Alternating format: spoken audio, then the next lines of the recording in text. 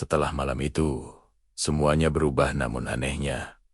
Justru terasa semakin mudah. Aku tak lagi menunggu alasan untuk bertemu Siska. Aku menciptakan alasan itu sendiri. Perjalanan bisnis fiktif, meeting mendadak, makan malam dengan klien, kebohongan-kebohongan kecil yang lama-lama terdengar seperti kebenaran. Bahkan di telingaku sendiri. Beberapa minggu kemudian, aku menyewa sebuah apartemen tak jauh dari rumah. Tempat itu kupilih karena cukup tersembunyi, namun mudah kujangkau. Kepada siapapun yang bertanya, itu adalah properti investasi, tempat singgah jika aku terlalu lelah untuk pulang. Padahal sebenarnya, itu adalah ruang bagi dosa yang kupelihara. Bersama Siska, aku merasa menjadi versi lain dari diriku, lebih muda, lebih bebas. Ia selalu tahu bagaimana membuatku merasa diinginkan. Tertawa pada leluconku, menatapku seolah aku satu-satunya pria di dunia.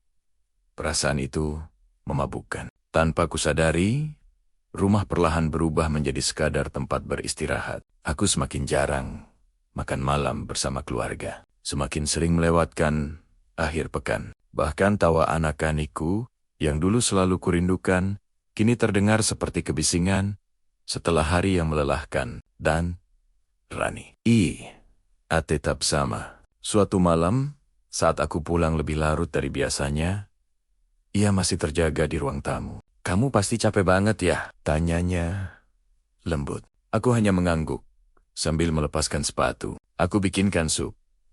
Kamu belum makan kan?" Aku ingin berkata, "Tidak perlu." Namun sup itu sudah terhidang. Sebelum kalimat sempat keluar, uap hangatnya naik perlahan, membawa aroma yang dulu selalu membuatku merasa lapar. Tapi gini, rasanya biasa saja. "Kamu akhir-akhir ini sering banget pulang malam," katanya. "Hati-hati, ngejar target cabang baru." Jawabku cepat. Rani terdiam. Ia tidak terlihat marah, tapi matanya menyimpan sebuah pertanyaan yang belum diucapkan. Dan untuk pertama kalinya, aku merasa terganggu oleh tatapan itu. Sejak saat itu, aku mulai mudah tersulut emosi. Hal-hal kecil terasa menjengkelkan. Mainan anak yang berserakan, televisi yang terlalu keras, pertanyaan dari Rani. Aku menjadi orang asing di rumahku sendiri. Suatu pagi, anak bungsuku berlari memeluk kakiku sebelum aku berangkat kerja. Ayah janji datang ke pentas aku. Ya, aku sempat terdiam, mencoba mengingat. Benar, ia sudah mengatakannya berulang kali.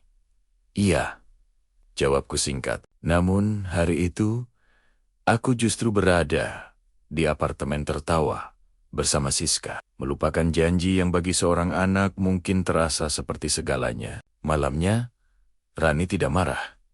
Ia hanya berkata, "Dia terus mencari kamu dari panggung." Kalimat itu seharusnya menghantamku.